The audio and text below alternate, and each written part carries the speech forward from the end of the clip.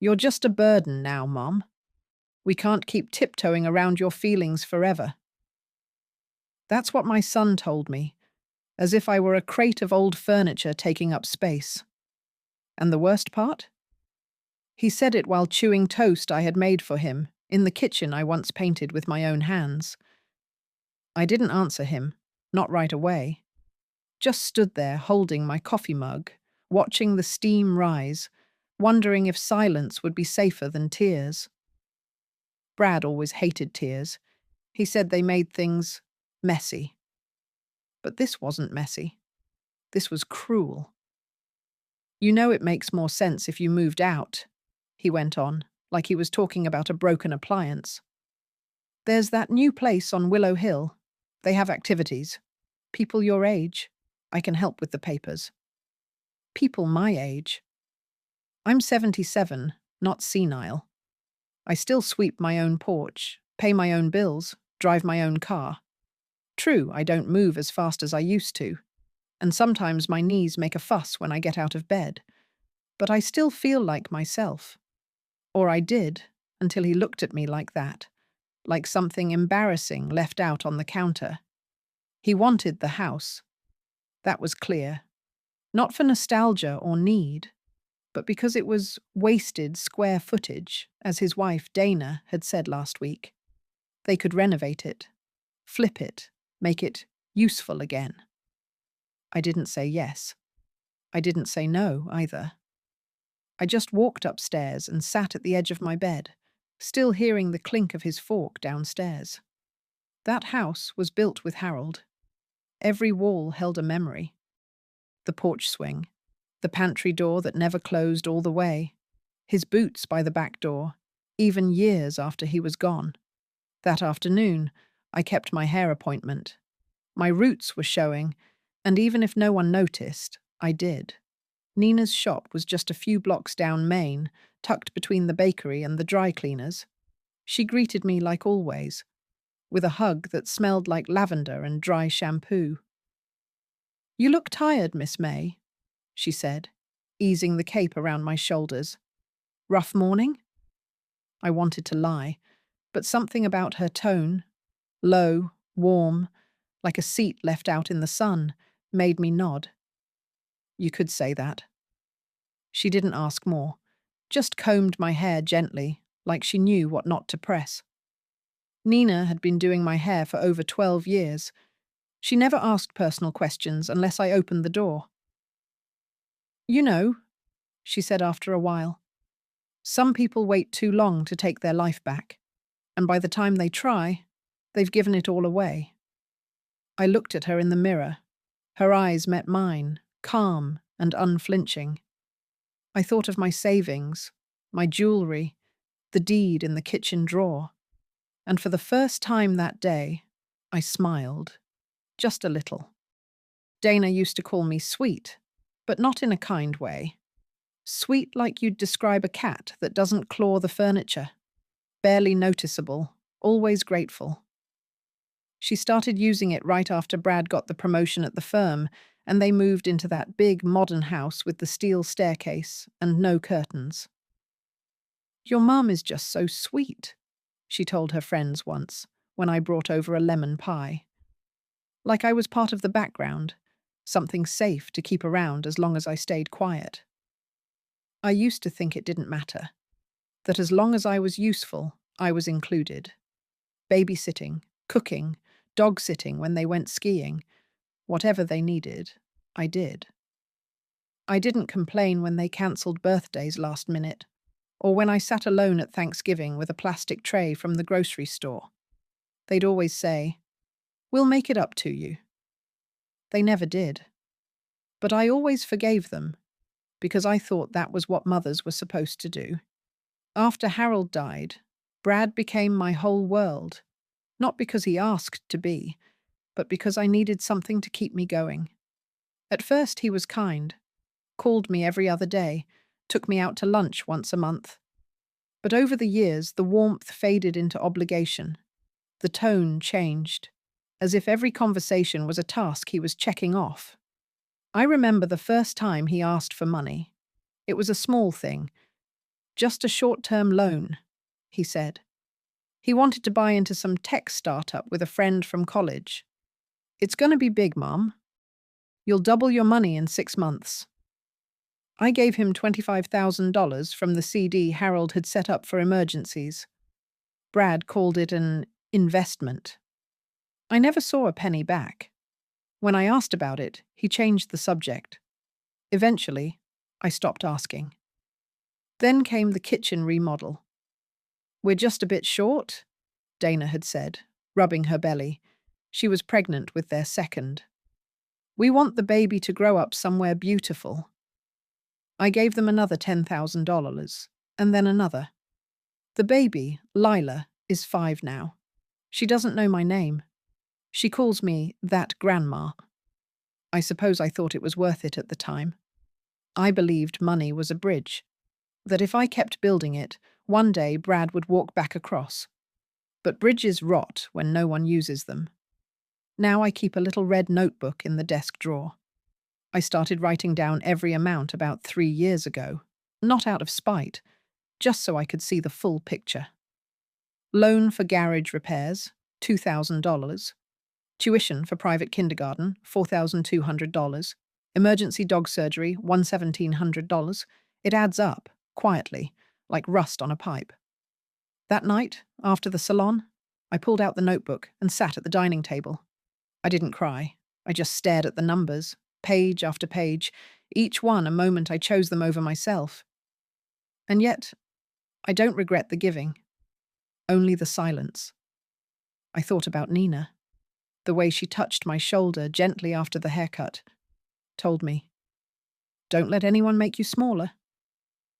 I'd laughed, like she was joking, but I don't think she was. I don't think she ever joked about dignity. It wasn't always like this between Brad and me.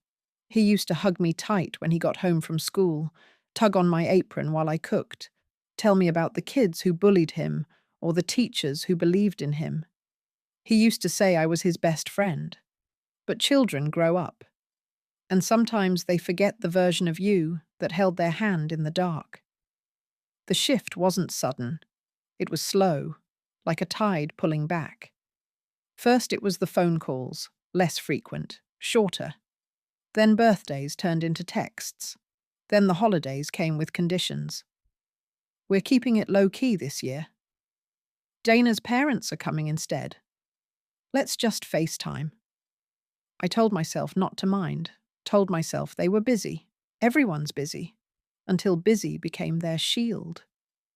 The dinner that changed everything was a Sunday. Roast chicken, my mother's stuffing recipe, apple cobbler. I'd made it all, like I always did.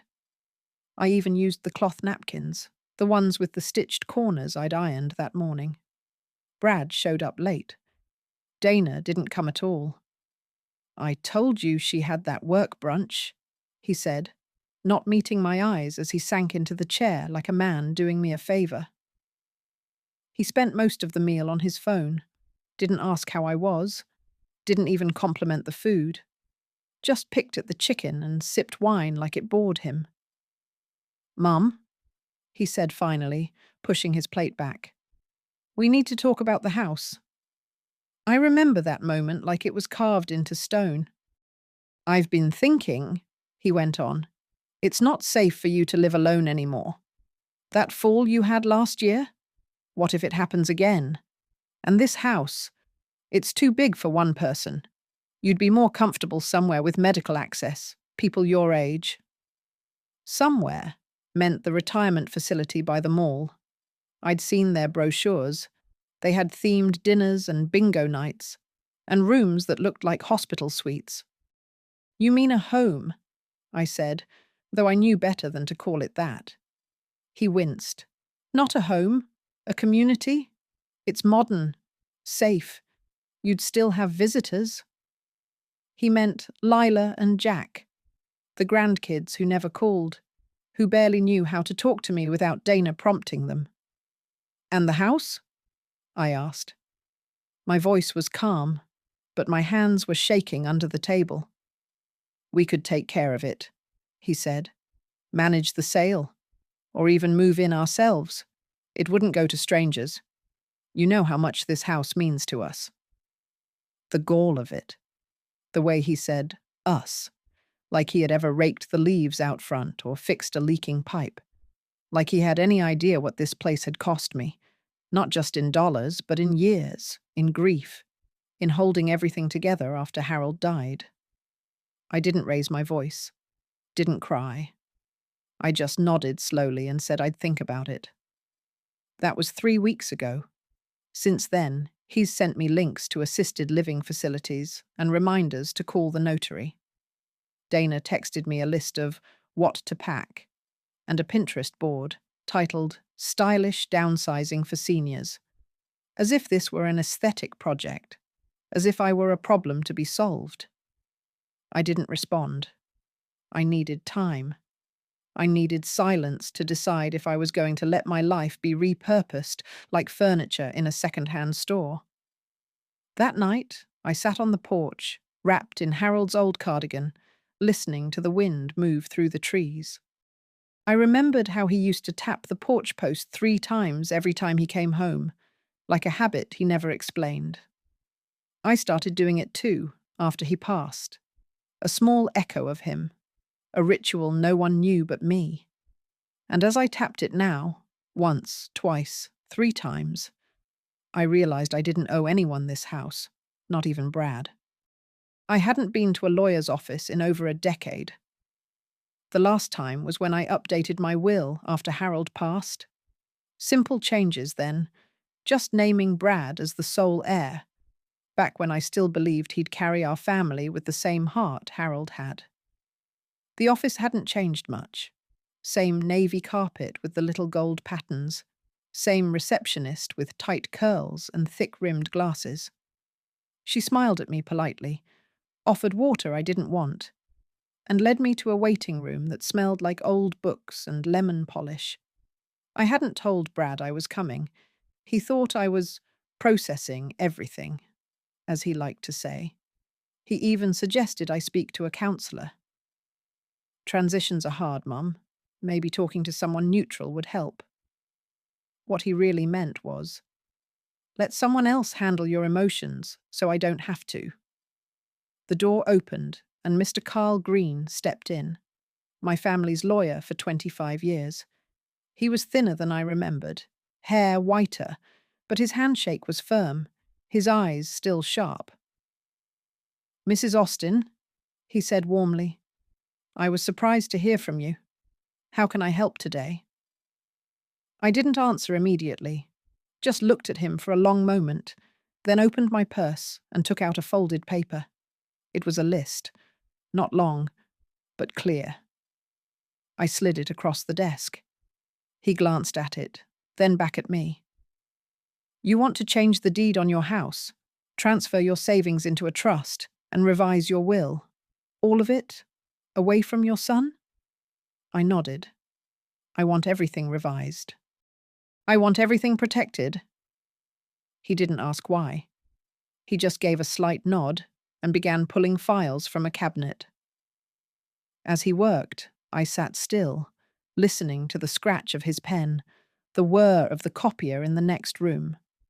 I remembered sitting in this same chair years ago, holding Brad's hand as we finalized Harold's estate. He was 29 then, newly married. He cried during the appointment, and I held him all the way home. I hadn't seen him cry since. Would you like to name someone else as your financial power of attorney? Mr. Green asked, looking over his glasses. Yes, I said. Her name is Nina Price. She's my... I paused, unsure how to finish the sentence. My hairdresser. Carl didn't blink. He just wrote down the name. She's been kind to me, I added, as if that explained everything. In a way, it did. He took me through the steps, the legal terms, the options. I signed where he pointed, initialed where he paused, and when it was done, I felt not triumphant, just clear. As if I'd finally cleaned a window that had been fogged for years. When I left, the receptionist gave me a copy of the paperwork in a neat folder. I tucked it into my purse and walked out into the cold afternoon light. Outside, the world looked the same. People passed by in heavy coats, talking into their phones. Children squealed by the bakery. Life, indifferent and ongoing. But something in me had shifted. I didn't go straight home. Instead, I walked 3 blocks down to Nina's shop. The sign above the door read, "The Lavender Chair," and inside, it smelled like eucalyptus and tea tree oil. She looked up from a client, surprised. "Miss May? You okay?" I smiled, nodded. "I just have something to ask you, when you're done." It took 20 minutes. I sat quietly by the window, watching the late light slide down the glass. When Nina was free, she came over, wiping her hands on a towel. "What's going on?" she asked gently. I looked at her, really looked, her kind eyes, the little scar above her eyebrow, the way she stood, solid, grounded, without pretense. And I said calmly, clearly, "I've made some changes, and I want you to be the one person who knows." Then I handed her the copy of the folder. She opened it, eyes scanning the pages. When she looked up, there was nothing but silence between us, until she whispered, "Are you sure?" "Yes," I said, "because you see me, not as a problem, not as a burden, just as a person." The folder stayed on her lap for a long time. Nina didn't flip the pages again. She didn't ask for explanations or details. She just looked at me, eyes wide, lips pressed into a thin, trembling line. "You're serious," she said finally, barely above a whisper. I nodded. It wasn't a grand gesture. Not to me. It was simply a correction. For years, I'd poured everything into people who only remembered I existed when something broke or needed funding. Brad saw me as a backup plan, a placeholder, a slow inconvenience in a fast world. But Nina, she noticed when I was tired. She asked how I slept. She remembered that I preferred mint tea over chamomile. "I'm not asking you to do anything," I said gently. "No responsibilities, no expectations. I just want to know that if anything happens to me, things go to someone who cared enough to ask how my day was." "But May," she whispered, voice cracking, "I'm your hairdresser." "No, Nina. You're the only person in my life who never made me feel like I was in the way." She blinked fast, looked down at the papers again. I don't know what to say." "You don't have to say anything." But she did. She took my hand, rough from work, warm, steady, and said, "If this is what you really want, I'll honor it." We sat like that for a while, the buzz of the salon behind us, the low hum of a hairdryer. I felt something loosen inside me, like a knot untied quietly in the dark. On the walk home, the sky had darkened. Leaves scattered in little whirlwinds along the sidewalk. The wind picked up, tugging at my coat sleeves. But I felt light, untethered. Brad called that night. The screen lit up with his name while I was folding laundry. I let it ring once, twice, then answered. "Hey, Mom. Just checking in. Did you get a chance to look over the retirement places I sent?" I sat down, pressing a towel flat across my knees. I did. He waited, expecting more. He always waited, as if silence was permission. "Well?" he prompted. "I thought the one in Willow Hill looked nice. Dana's aunt is there and loves it." "I'm not moving," I said. Pause. "Mum, come on. We've been over this." "No, Brad, you've been over it. I've been listening." He sighed, loudly. "This isn't about control. It's about safety. Logic. That house is too much for you. And frankly, it's inefficient." I let that word sit for a moment. Inefficient. As if the memories in the walls, the garden Harold planted, the chipped teacup I still used every morning, None of it held weight against a spreadsheet. "I'm staying where I am," I said firmly. "Okay," he muttered. "Fine. But what about the paperwork? The house transfer? You haven't signed anything yet." "I won't be signing anything, Brad." The silence this time was longer, heavy. "What are you saying?" "I'm saying I've made other arrangements." I didn't elaborate. Didn't mention the trust, the lawyer, the new will. He didn't deserve that detail. Let him feel the uncertainty I'd carried for years. "You're not making sense," he said sharply. "Have you been talking to someone? Did someone put this in your head?" "Yes," I said, smiling faintly. "Someone who cuts my hair." He scoffed. Mom, this is ridiculous." "No, Brad. What's ridiculous is how long I let you treat me like I was disposable." He started to speak, but I hung up, calmly, quietly. Then I stood at the kitchen window, watching the streetlights flicker on, one by one. I felt no triumph, just peace. A different kind of silence this time, one that belonged to me. I didn't hear from Brad for a week after that call. No texts, no emails, not even one of those passive-aggressive voicemails he used to leave, the kind where he'd say, "Just checking in," but mean, "Why aren't you doing what I expect?" It was quiet, and I liked it.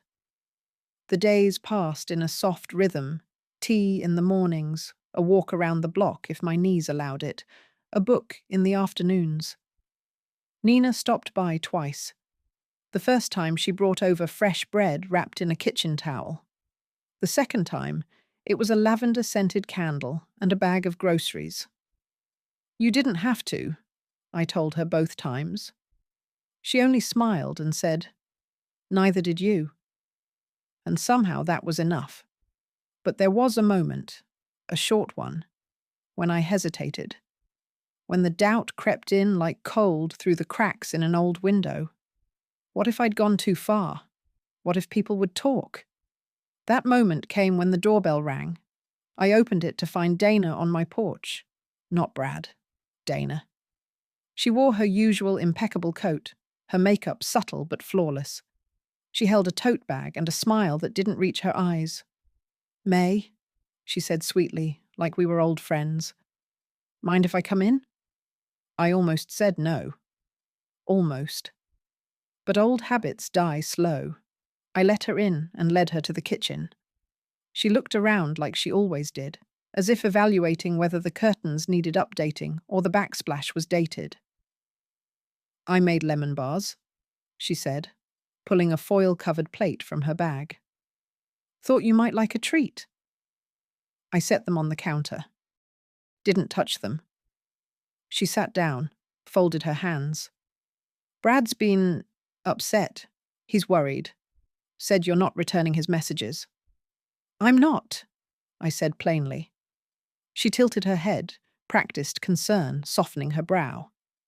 "We just want what's best for you, May. This house is a lot. We're only trying to help." I smiled, but not kindly. "No, Dana. You're trying to own." That cracked her composure. Her lips tightened, just slightly. "You're being unfair," she said, a little sharper. "Brad has always been there for you." "No, he's been near me, not the same." Silence settled between us like dust. Then she tried a different tactic.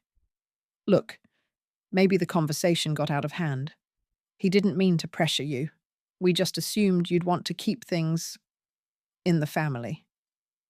I leaned forward, resting my hands on the table. "Family isn't defined by who shares your blood, Dana. It's who shows up. It's who listens. And if Brad wanted this house out of love, he would have asked me how I felt, not what I planned to leave behind." She looked down, picked at a crumb on the table. "You've changed," she said quietly. "Yes," I agreed. "Finally." She didn't stay much longer. Took her plate of lemon bars back when she left, though she tried to be subtle about it. I watched her walk to her SUV, tap her phone as she got in, probably reporting back. That night, Brad emailed. Just a line. "We need to talk, soon." I didn't answer.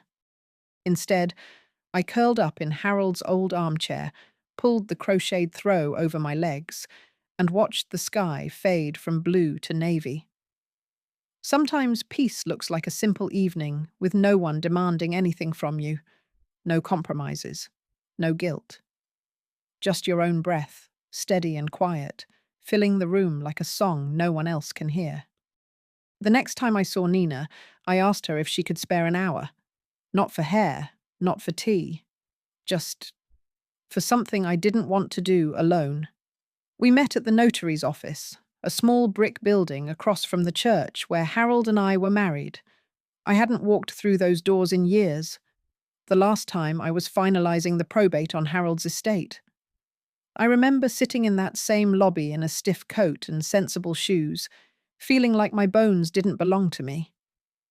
This time, I came in soft sneakers and a sweater I liked. Not because it was stylish, but because it smelled like home. Nina sat beside me, fidgeting with the clasp of her bag. She'd offered to wait outside, said she didn't want to intrude. But I told her, "You're not intruding, you're witnessing." And that's exactly what I needed. The notary was a woman named Janine, maybe in her 50s, with a firm voice and gentle eyes. She reviewed the documents with the kind of thoroughness I respected. No small talk, no raised eyebrows. She didn't ask why an old woman was handing over a house, savings, and full medical directive to someone unrelated. She just did her job. When she pushed the folder toward me and handed me the pen, my fingers didn't shake, not once. I signed the final page, then looked at Nina. She looked back at me like she wasn't breathing. "It's done?" I said. Nina reached out, tentative, hesitant, and touched my wrist. "Why me?" she asked again, softer this time. Not accusing, just wondering. I thought about that for a moment. "When Harold died," I said, "I had to learn how to do everything alone, pay bills, fix things, make decisions, and everyone kept saying how strong I was. But none of them ever showed up. They just praised from afar. You," I smiled faintly, "you showed up. Every 3 weeks, for years. You remembered the stories I told. You asked real questions, and you never once made me feel like I was wasting your time." She blinked quickly, trying to hide it, but I saw the tears, the ones she tried to tuck behind a polite nod. "Brad's my son," I went on, "but you're the only person in my life who's actually seen me." Nina shook her head slightly, but she didn't argue. She only said, "Then I'll make sure none of this is wasted. Not a cent, not a brick, not a kindness." That night, she dropped me off at home. She didn't hover or linger, just walked me to the door and said, "You're not alone, Miss May, not anymore." I watched her drive away. The taillights blinked at the corner, then vanished. Inside, I lit the candle she'd brought me the week before. Lavender and something earthy, maybe cedar. The flame flickered on the kitchen wall, catching on old photo frames and the ceramic spoon rest Harold made in a pottery class once. I sat down with a cup of tea and pulled my little red notebook from the drawer. I didn't add anything. Didn't need to. Instead, I tore out the last page, folded it once, and slipped it into the fireplace. The paper curled, turned gold, then black, then disappeared into ash. Some things don't need to be tallied anymore. There's something strangely tender about finalizing a will when you no longer feel obligated to please anyone. It's not an act of bitterness, it's clarity. The next morning, I returned to Carl Green's office to finish what we'd started. He'd prepared the trust, the amended will, and the letters of instruction. Everything was clean, airtight, legal. I sat in the same chair, looking over the documents one by one, this time without hesitation. The house transferred, the investment account moved, my jewelry, my savings, even the contents of Harold's old safety deposit box, all redirected to the trust, to be administered by Nina with discretion and full control. I've included a clause, Carl said, tapping a paper gently. That prevents your son or his legal representatives from contesting any of this. He can try, of course, but he'll lose. Good, I said. He nodded, then leaned back slightly. If you don't mind me saying, May, most people your age don't do this kind of thing. I gave him a tired smile. Most people my age didn't spend the last decade being treated like an ATM with grey hair. He chuckled, then sobered. You're sure about the personal items too? The letters, the photographs, the heirlooms? Yes, I said. They belong to someone who will honour them. He didn't ask more.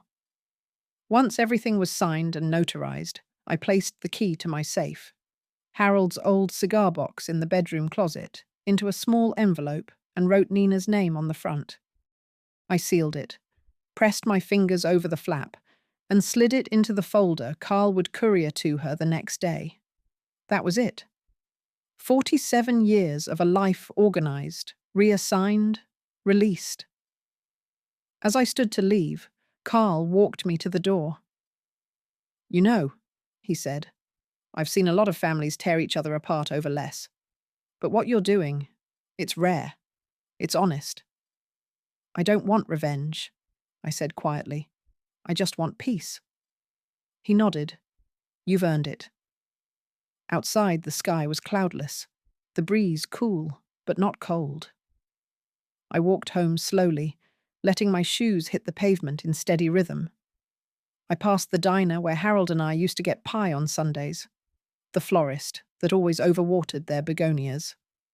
I stopped at the corner bakery and bought myself a single scone, lemon poppy, still warm. When I got home, I sat on the porch and ate it in silence.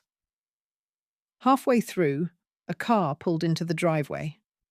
Brad. Of course it was. He stepped out in a pressed shirt, jaw tight, eyes scanning the porch like he wasn't sure what version of me he'd find sitting there. Hey, he said, like this was normal, like we were in the middle of a casual afternoon chat. Hello, Brad. He shoved his hands in his pockets. Can we talk? We're talking. He looked annoyed, then tried to smile. Look, I get it. You're upset. You're feeling, I don't know, sidelined. But I think we should clear the air before things go too far. I sipped my tea. Too far? Yeah. Dana said you're acting different, distant, and the kids miss you. Which kids? I asked. The ones who don't remember my birthday? Or the ones who stare at their phones when I walk in? He stiffened. Come on, Mom. You're being unfair. No, Brad, I said, setting my cup down. For the first time, I'm being precise. He opened his mouth, but I held up a hand. This isn't a negotiation. I'm not here to explain or defend. I'm here to live. Quietly. Freely. His face darkened. So what, you're cutting me off? After everything we've done for you? That almost made me laugh. I stood, walked to the edge of the porch. Brad, I cooked for you until you were 25, paid your tuition, your rent, your bail when you totaled that car in college. I paid for the wedding. Dana pretends never happened when she talks about her real life starting in California. His mouth twitched. I gave. And gave. And all I asked in return was decency, presence. You didn't have to love me like a saint. Just see me. He looked down. Well, I said, reaching for the door. You've seen me now, and I hope you remember this version. Then I stepped inside and shut the door behind me. Brad came back the next day. I saw his car pull up around noon, the same leased SUV he insisted he needed for client impressions. He didn't get out right away, just sat there, engine running, as if psyching himself up for a courtroom appearance. Eventually, he walked up to the porch, slower than usual. No phone in his hand this time. He knocked twice, then opened the screen door without waiting. "Mum?" he called. "I need to talk to you. For real this time." I was in the living room, folding laundry. Just towels, soft and faded from years of use. I didn't hurry. Let him stand there a minute longer. Let him feel the silence. When I stepped into the hallway, he looked tired. Not from lack of sleep, but from losing control. "I talked to a lawyer," he said flatly. "They said there's no way to challenge your decision, that everything's been legally moved." I nodded. Yes. His hands twitched at his sides. "You didn't even tell me you were doing it. You didn't give me a chance." "A chance to what, Brad? Pressure me? Guilt me? Add it to your calendar between meetings?" He flinched. "It wasn't supposed to be like this." "No," I said. "It wasn't. But you made it this way." He walked past me into the kitchen like it was still his right, like nothing had changed. He sat at the table and looked around like a stranger trying to map old memories. "I was angry," he said finally. "The day I said you were a burden. I didn't mean it. But you felt it." I was frustrated. "Dana's been pushing me about the house. The kids—" "Don't," I interrupted. "Don't put this on Dana. She didn't raise you." He looked up sharply, but I kept my tone even. "You made your choices. You chose convenience over connection. You chose silence when I needed honesty. You chose control." He dropped his gaze. "I thought I was doing what was best." "For you," I said. "Never for me." We sat in that kitchen, the same one where he once did homework, where Harold used to sneak cookies before dinner, where birthday candles burned low and holidays felt full. Now it was a courtroom. "I don't understand," he said at last. "You'd really rather give everything to a hairdresser than your own son." I walked over to the sink and rinsed a plate. The question didn't sting anymore. "She listens," I said simply. "She doesn't ask for anything. And she never once treated me like I was in the way." Brad ran a hand through his hair. "So that's it?" "That's it." His voice rose, brittle and sharp. "You're throwing away our family over what? Hurt feelings?" "No, Brad," I said. "I'm reclaiming what's left of my life. And that includes choosing peace over obligation." He stood then, fast enough to knock the chair legs against the tile. "You're going to regret this," he said. "When you need help. When you're alone." I turned to face him fully. Better alone in dignity than surrounded in debt. He didn't slam the door. He just left. Later that night, Nina called. Not about the documents, not about the house. Just to say she'd found a new recipe for apple pie and wanted to try it out Sunday if I was free. I said I was. And I was. Free. That Sunday, Nina arrived just before noon, balancing a glass pie dish in one hand and a paper bag of green apples in the other. She wore jeans, a soft flannel shirt, and a look that said she wasn't here out of pity. She was just here. "I wasn't sure what kind of crust you liked," she said, stepping into the kitchen. "So I brought two kinds, one with butter, one with shortening." "That's a woman who plans for contingencies," I smiled, taking the dish from her hands. "You can stay as long as you want." We peeled apples together at the table, slices piling up in a big bowl between us. The house smelled warm, sweet, like cinnamon and toasted sugar, and something that reminded me of the autumns when Brad was still small and used to play with leaves in the front yard. "I haven't done this in years," I said, cutting the dough. "Not with company." Nina brushed egg wash over the crust. You deserve company. Good company. It struck me then, simple and profound. I wasn't afraid anymore. Not of silence, or of being alone, or of being forgotten. That fear had ruled me for too long, kept me giving, excusing, justifying. Now I was just here, making pie with someone who liked me without benefit. After we slid the dish into the oven, we sat out on the porch, cups of tea steaming between us. The neighborhood was quiet. Across the street, Mrs. Harris watered her mums. A few birds gathered at the feeder Harold had nailed up 20 years ago. I hope you know, Nina said after a while. I never expected this. The house, the trust, any of it. I know, I said. That's why you're the one I gave it to. She looked away, a bit overwhelmed. Do you want to know something funny? I added. When Harold passed, I thought I had nothing left except my duty, to Brad, to the house, to memory. But you reminded me that I'm allowed to start again, even at 77. You're not starting over, she said softly.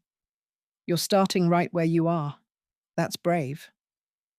The oven timer chimed inside. We stood together, went back in, lifted the pie onto the cooling rack. She cut 2 slices, placed them on mismatched plates I hadn't used in years. I feel like I broke something, I admitted after the first bite. Like an unspoken rule. You did, Nina said.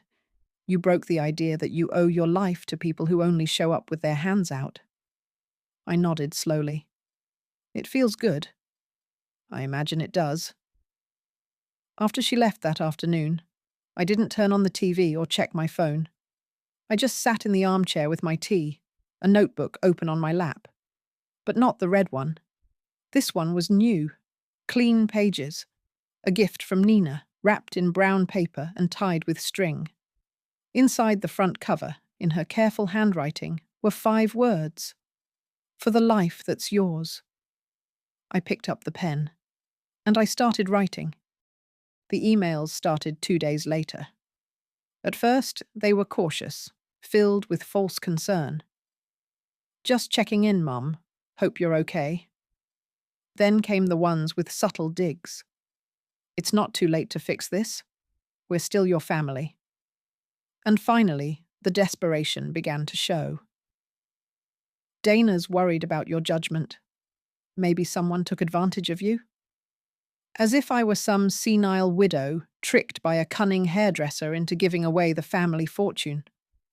But what fortune? A modest house, a handful of well-kept savings, a ring I no longer wore. That's what they were mourning, the loss of access, not of love. I didn't answer any of them. Then came the calls. I let them go to voicemail. The messages grew angrier. One from Brad. You're humiliating yourself, Mum. This woman, this outsider, has no right to what's ours. Ours. That word again. The entitlement in it was breathtaking. I listened to every message once, then deleted them. It was clear he had contacted Carl Green, too. Carl called me personally to say Brad had inquired about the documents, claiming I was unwell and under influence. He can inquire all he wants, Carl said dryly. But the paperwork is sound. You signed everything in full capacity, and I've got 3 witnesses and recordings to prove it. I'm not worried, I told him. And I wasn't. Not anymore. That night, I walked through the house slowly. My house. Still mine for now, but no longer the tomb of old duties. I touched the edge of Harold's dresser, ran my hand over the quilt I'd made the year after Lila was born, before Dana declared that homemade gifts were a bit outdated. I opened the closet and pulled out a box of photos. Inside were snapshots of birthdays, Sunday picnics, the beach trip when Brad was 10 and lost his shoes in the tide. I flipped through them slowly, then stopped at one I hadn't seen in years. Brad, maybe 8, standing beside me in the backyard, a dandelion crown on his head, grinning like mischief. I looked so young in that photo. Tired, yes, but alive in a way I hadn't felt in a long time. I pressed the photo against my chest and closed my eyes. There was grief.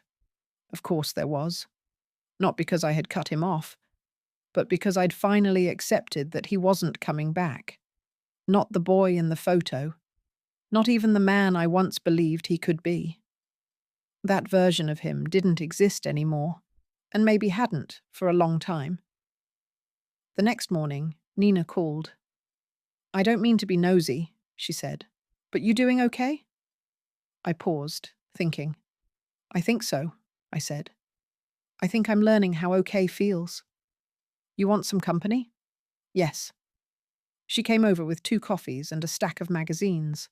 We sat on the porch, flipping pages, making fun of overpriced shoes and recipes that called for ingredients no one kept in their pantry. Halfway through a story about backyard redesigns, I looked at her and said, "He called the lawyer." She didn't ask who. She didn't need to. I waited for her to tell me to be careful, to brace myself, to expect more from him. But she just said, "And you're still standing. That's something." And it was. It was everything. The neighbours started whispering. It began with Mrs. Langley from 2 doors down, a woman who always wore pearls to the mailbox and acted like her life came out of a magazine ad from 1963. She stopped me during my morning walk, all smiles and concern. "Heard there's been some family trouble," she said, her voice dipped in syrup. "So sorry to hear about the situation with your son. Such a shame." I simply nodded and said, "Yes, shame is the right word." She didn't ask more after that. Then came the mailman, who looked at me a little too long before handing over my letters. The barista at the cafe downtown paused when I paid in cash, her eyes flicking to my face like she recognized me from some story she'd half heard. Even the librarian asked if everything was settled at home. Apparently, word had spread, fueled, I'm sure, by Brad's version of events. She's unstable. She's being manipulated. She gave away everything to a stranger. It didn't matter that none of it was true. What mattered was that people believed him because it made for a better story. Because a son painted as a victim of his mother's decline is easier to accept than the truth, that a woman might still have agency in old age, that she might say no, that she might choose someone else. The looks didn't bother me, not much. Not after everything. But the silence from old friends did. 2 women from church stopped returning my calls. One neighbour, who used to bring over cookies every Christmas, avoided eye contact when I waved. It hurt, quietly. But then Nina came by again, this time with soup in a thermos and an envelope in her coat pocket. She set it on the table. "What's this?" I asked. She shrugged. "People think you're a burden, right? Let's be burdens together. I've been saving too. Not much, but enough. I want to do something with you." I blinked, confused. "Something?" "I found a little community art class that meets once a week. It's full of people our age. They drink bad coffee, paint terrible flowers, and gossip like teenagers. Thought maybe we could try it." I stared at the envelope.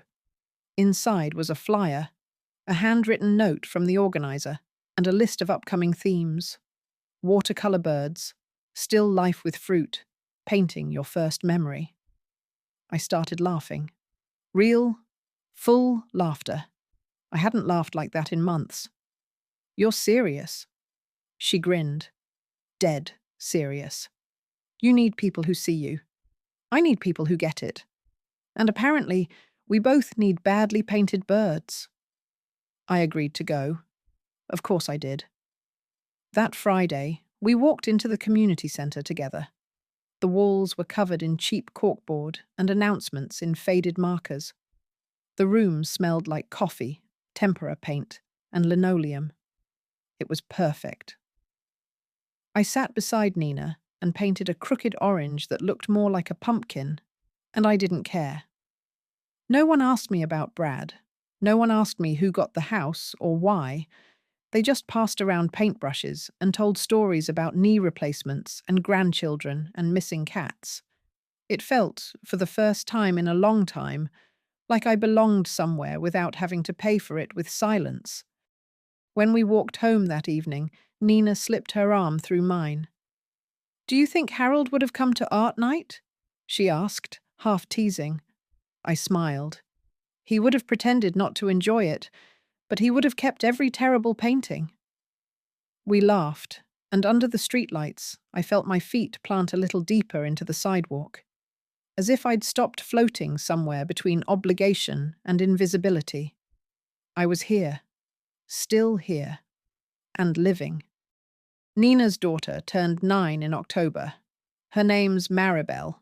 Fierce little thing with thick curls and an unfiltered mouth that reminded me of myself at that age, before life taught me how to swallow my words. "Mum says you gave her a whole house," she said the first time I met her. No preamble. Just that, straight into her juice box. I smiled. "Well, I gave her the right to decide what happens to it, yes." Maribel narrowed her eyes. "Does that mean you're rich?" I laughed. "No, sweetheart. It means I'm done pretending people deserve things just because they expect them." She blinked, then nodded slowly. "Cool." The party was small, just a few friends from school, Nina's sister and her wife, and me. I brought Maribel a set of watercolor pencils and a hardcover sketchbook with her name on the front. She opened it carefully, touched the paper like it was magic. "No one's ever given me something to make stuff with," she said. I felt my throat tighten. Well, now someone has. We ate cake in the backyard. Balloons danced in the breeze, and someone played music from a tinny speaker set on the windowsill. I watched it all from a lawn chair under the maple tree Harold planted the year Brad was born. I hadn't sat under it in years. At one point, Maribel dragged her chair next to mine. "Do you miss your old family?" she asked, her voice low. I looked down at her. Honest eyes. No pretense. "Sometimes," I said. "But only the idea of them. The real people, not as much." She nodded again, wise beyond her years. "Mum said it's okay to leave people who forget how to love you." She's right. That evening, after the kids had gone home and the dishes were stacked in the sink, Nina and I sat on the back steps, watching the sky darken. "You okay?" she asked, passing me a cup of tea. "I think I'm more than okay," I said. "I think I'm becoming." She tilted her head. "Becoming what?" "Someone I might have liked if I'd met her earlier." She didn't say anything, just bumped her shoulder against mine, quiet and steady. Before she left, she handed me a small box wrapped in tissue. "You don't have to open it now." But I did. Inside was a keychain, shaped like a tiny lavender flower. Attached was a single brass key. "I had a copy made," she said, softly, "just in case you ever want to let yourself in." It was for her house, her home. And I understood then, in that moment, that I wasn't just being included. I was being claimed. Not as property, not as obligation, but as someone worth opening a door for. I placed the key in the dish by the front door, beside the one Harold used to carry. Then I turned off the lights and stood by the window, watching Nina's taillights disappear into the night. I didn't feel lonely. I felt chosen. Last Thursday, I walked past my house. Not the one I live in now, the one I gave away. The curtains were open, and someone had placed sunflowers on the windowsill. Real ones, not plastic like Dana preferred. There was a stroller on the porch, 2 folding chairs, and a pair of muddy boots by the steps. Someone laughed inside. A deep, Round sound, full of life. I didn't stop, just slowed down enough to look. The porch swing had been fixed, repainted too, in a pale shade of green I would have never chosen. But it worked. The garden was trimmed, the hedge shaped again. It looked lived in. It looked loved. I kept walking. Nina had made room for me in her life without asking me to shrink to fit. She never expected me to perform gratitude. She never demanded history I didn't want to tell. She simply left space, wide, clean, open, and let me enter when I was ready. Some nights, I sleep in my little cottage behind her house. Other nights, I stay with her and Maribel, curled under a borrowed quilt, listening to the sound of feet on hardwood and the soft thump of life moving around me. No one asks when I'm leaving. No one makes me prove I belong. That's the difference, I've learned. Obligation makes you ask permission. Love just sets a place at the table. Brad hasn't called in weeks. Dana sent a long email that began with, "Despite everything, we still love you," and ended with a reminder that forgiveness is a two-way street. I didn't reply. I didn't even finish reading it. Forgiveness is sacred, but so is self-respect. And if you can only be loved in exchange for surrender, it's not love, it's leverage. I still carry the little red notebook sometimes, not to add new debts, but as a reminder of how easy it is to disappear inside the habit of giving. I don't want to disappear anymore. Last night, Maribel brought home a drawing from art class. It was a crooked house with a big tree and two women on the porch. One had curly hair, the other wore glasses and held a cup of tea. Above them, in big block letters, she wrote, "This is what safe looks like." I cried in the bathroom with the door closed, because she was right. This is what safe looks like. It looks like coffee in the morning without an apology. It looks like slow walks without commentary. It looks like someone handing you a sweater and saying, "You matter," without saying it out loud. And if someone reading this feels like they're being erased inside their own home, listen to me. You are not selfish for wanting peace. You are not cruel for saying enough. You are not broken for needing more. And if the people who share your blood refuse to see you, find the ones who will. Love is not earned through sacrifice. It is recognized in presence. Take your presence somewhere worthy.